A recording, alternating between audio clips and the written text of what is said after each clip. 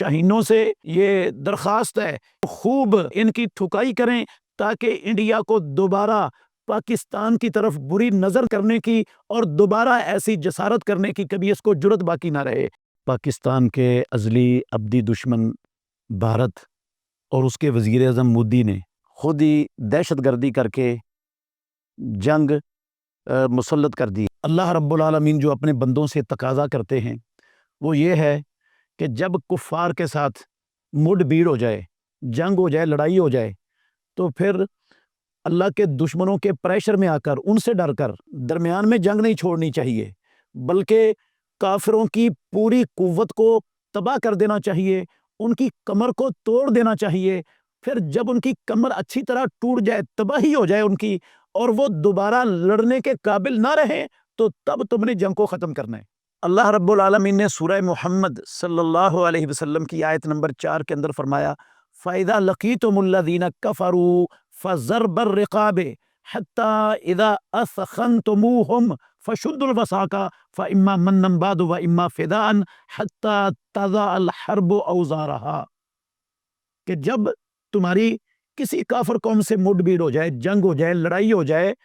تو فَضَرْبَ الرِّقَابِ خوب گردنوں کو اڑانا ہے،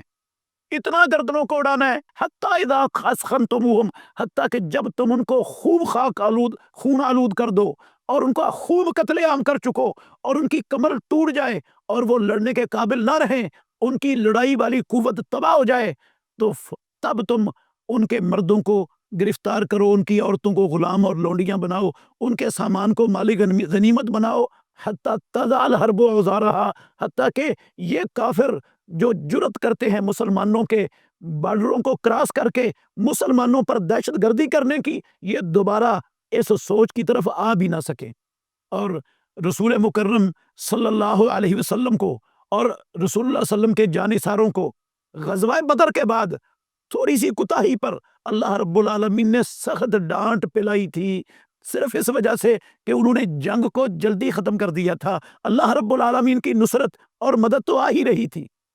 اللہ عزت دے رہا تھا، کامیابی دے رہا تھا، کافر میدان چھوڑ رہے تھے، بندے ان کے جلدی سے گرفتار کر لیے گئے اور ان کی کمر صحیح معنوں میں نہیں توڑی گئی تھی، تو اللہ رب العالمین کو یہ بات پسند نہیں آئی۔ اللہ تعالیٰ نے سورہ الانفال کی 67 نمبر آیت میں کہا ما کان للنبی ان یکون لہ اسرا، کسی نبی کی شان کے لائق نہیں ہے کہ اس نے قیدیوں کو، دشمنوں کو گرفتار کیا ہو، ان کے بندے قید کیے ہوں۔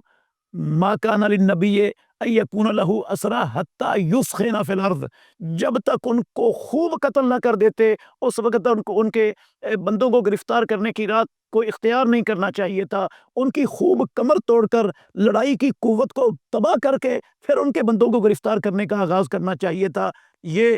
ڈانٹ پلائی۔ اللہ نے کہا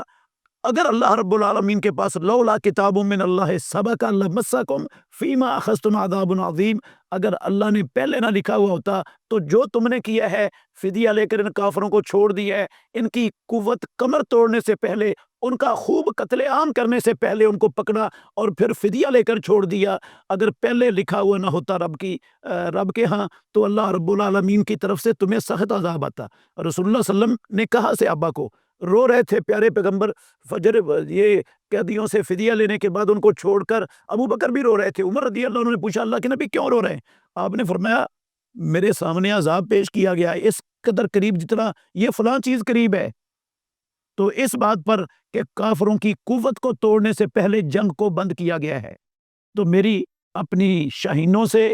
اور اپنی قوم کے حکمرانوں سے یہ درخواست ہے کہ اللہ رب العالمین کے اس فرمان کو مد نظر رکھیں اور خوب ان کی ٹھکائی کریں تاکہ انڈیا کو دوبارہ پاکستان کی طرف بری نظر دیکھ کرنے کی اور دوبارہ ایسی جسارت کرنے کی کبھی اس کو جرت باقی نہ رہے۔ اللہ ہمیں سمجھنے کی، عمل کرنے کی توفیق عطا فرمائے۔